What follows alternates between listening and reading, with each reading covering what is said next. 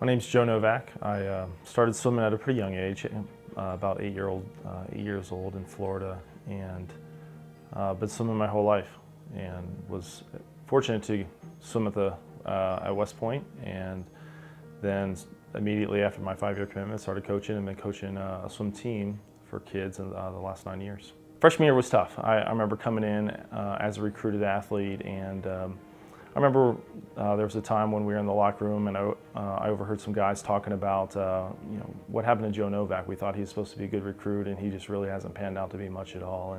And it was tough because I always felt like the potential was there. I had the body type, I had the desire, I wanted it, but it just wasn't coming together. Yeah, I remember the beginning of my sophomore year, Terry Laughlin comes in and he starts talking to the team, and for the first time ever, he's videotaping swimmers, and I just remember just glued to every word he was saying. And there was some uncertainty about what group he was going to coach, and he likes to tell the story that he wanted to coach, but his request was to work with the most underperforming group on the team. And fortunately for me, I was immersed in that sprint group. It was the sprinters on the team, and I was right in the middle of the guys underperforming and probably leading the pack. And so he came in, he started working with the team in general, and looking back now, I could tell there were some conversations going on about what his role was going to be on the team, and it wasn't long before he became the head coach of the group that I was in, the sprinters. His philosophy was, we don't take a bad stroke, and what we do in practice is what we're going to do in a race. And if we practice swimming sloppy, that's what we're going to do in a race. I think one of my personal favorite examples, and where I saw success was in butterfly. And we took the same approach in freestyle, but in butterfly, we could swim 3 events. I had the 50-yard free, I had the 100-yard free. But we had a third event, and the head coach, Ray Bossi at the time, said, Joe's pretty good at fly as well. And Terry watched me swim a couple strokes, and he said, that is not good fly at all. And my sophomore year, he was working with me, and literally I didn't do a full 25-yard fly the entire season.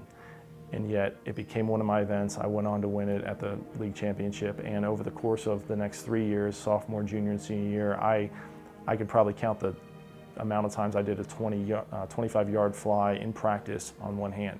All we did was as many strokes as I could do perfect, and then come race day, that would be the only thing my body knew how to do, and that's exactly what happened. I was fit enough to swim a 100-yard fly in a meet, but he went through the approach of, let's do it perfect, and then train our body to only know that way.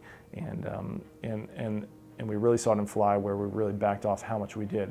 And that's not to say there aren't other people doing more fly, but for me as an individual, that's how we approached it. My most challenging moment swimming under Terry, I remember, was sophomore year, and it was in practice when he was asking us to do stuff, and he was always pushing the envelope of what we were capable. And as soon as we achieved something, he would just raise the bar.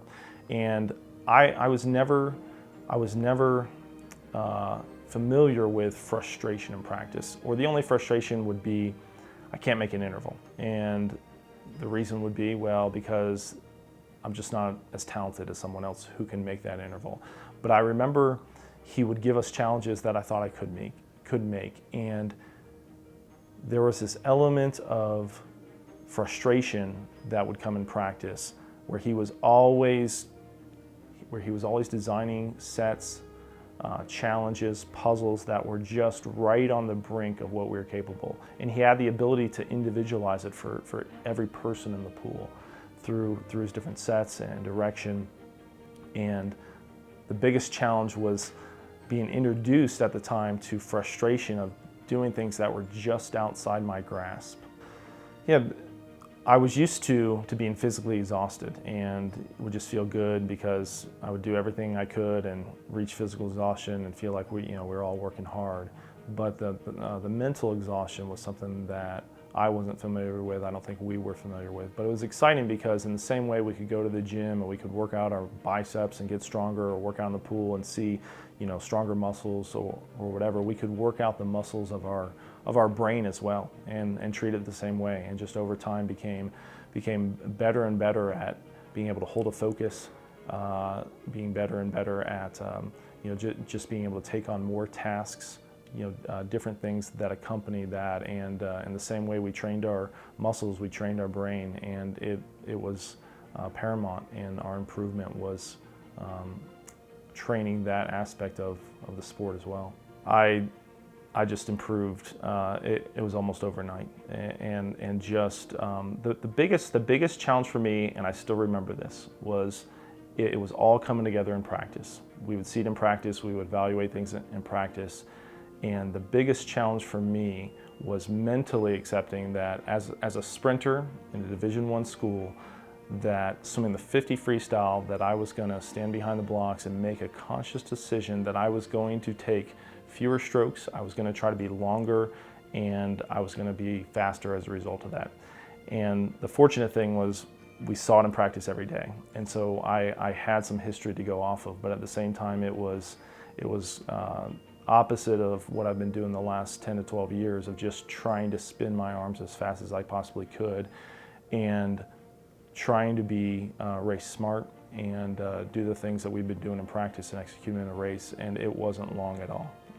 Just the results, I went from barely making the travel team, never being on any of the A relays, never winning an individual race, to just winning every race and going undefeated from sophomore year through graduating in the league we're in the Patriot League, never losing another race in the 50 free, 100 free, or 100-yard fly, setting league records, pool records. It was just beyond what I imagined I could have done. Going through that transformation under Terry, it just really changed me as a swimmer. It changed me from going from someone who believed that talent was something that was you were born with and you either had or you didn't, to something everyone could learn. And not only that, but it also helped me to understand what the tools were to get to that point. And it unlocked an area of swimming, but then also athletics, and then in my personal life as well, that it wasn't just who was born with it and who wasn't, but learning the skills necessary and the fundamentals, and just going and just striving towards being better personally every day, rather than trying to hit a formula of yardage or intensity or things that people have written in books that should work for every athlete, but working towards an individual goals every day of personally getting better. Going through the process as an athlete and just having the success I had under Terry really helped, certainly as a swimmer, now as a coach, but just in every area of my personal life as well, where learning the process it takes to achieve something, setting high goals, working with people who are experts in different fields, and then going through a process of personal growth and personal goals, rather than formulaic kind of things that I think a lot of people do through a lot of different processes.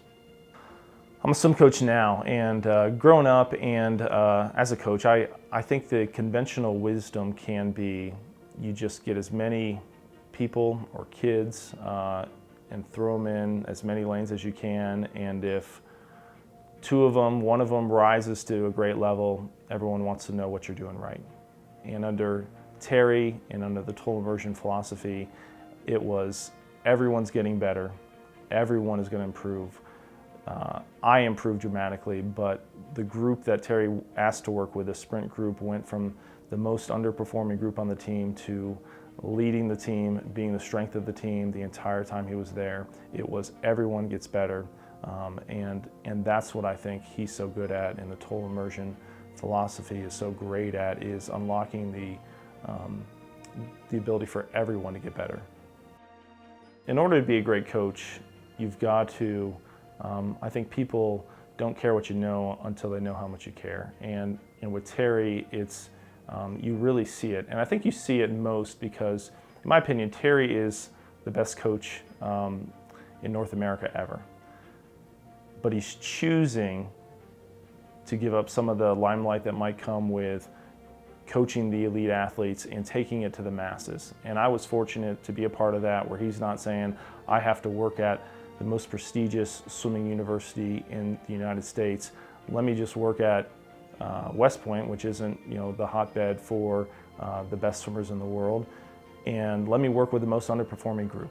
And you see it right from his initial interaction with people that he's not saying, here's my resume and I need to work with the best athletes. He's saying, here's my knowledge base and I want to share it with everyone, regardless, and I get as much enjoyment seeing a person learn to swim or complete 25 yards as I do someone breaking a record in Division I at West Point, or someone completing their first triathlon. And it's a genuine appreciation for all of it that you just see, and it just makes him so much more effective than a lot of people. Terry really could be coaching the best swimmers in the world. My experience is I've been around swimming now my whole life, and he is the best coach in the United States. His record of coaching elite athletes is excellent, and he's had success at every level. It really is him making a decision to say, I want to work with the masses, I want to work with adults, I want to work with people at every level. And it isn't a matter of this not being successful with the elite athletes. This is him making a choice, and again, it goes back to him and the kind of person he is, but he's making the decision to bring this to the masses. And I'm here to say it can be successful at every level, and I experienced the success at the highest level in Division I. But but it just speaks to his character as to what he's choosing to do with it. If you're considering the Total Immersion Academy and you have any doubts at all, let me assure you that you can achieve whatever goals you have through the Total Immersion Academy. Terry Laughlin has a wealth of knowledge, experience at every level, working with people who are trying to learn to swim, to Division I athletes, to people who are going on to the Olympics. And he can design a program that will suit you and suit your needs to get to the level you want to get to. If you doubt the Total Immersion Academy can work for you, I can tell you from my personal experience as a Division I athlete that this can get you to any level.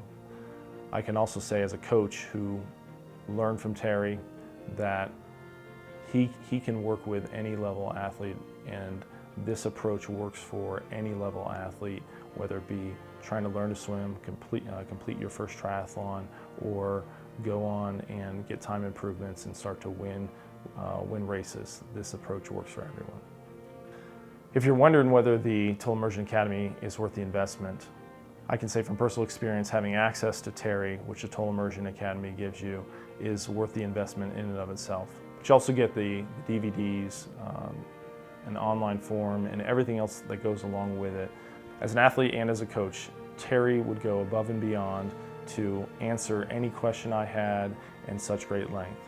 If you want to improve as a swimmer, the Total Immersion Academy is the best investment you can ever make.